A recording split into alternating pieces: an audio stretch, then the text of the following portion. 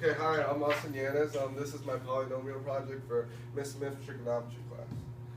This is the first slide. This shows the end behavior of my function. These arrows point to the end behavior of the graph. This one is negative infinity for x and positive infinity for y.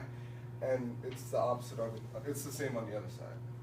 And I have a y-intercept here at, that's supposed to be negative 225 and then a slight typo right there.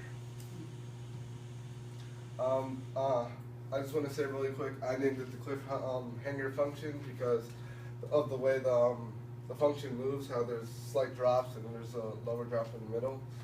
That's the actual function right there. And here I have the increase and decrease intervals. I use little lines from Microsoft PowerPoint to represent that.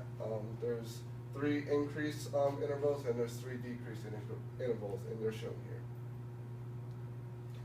Here's the zeros. I have arrows pointing to them. They're -1, -3, -5, and the same thing on the positive side.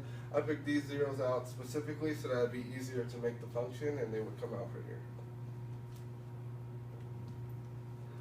This is how I found the zeros. I use synthetic division for each of them. So I did 1, -1, 5, -5, and lastly I used factoring to find 3 and -3. I also used Descartes' rule of signs in order to find out how many sign changes there were, so I would know how many zeros there are. So here there's 3 sign changes, so that means there's going to be 3 possible real zeros, or 1 possible.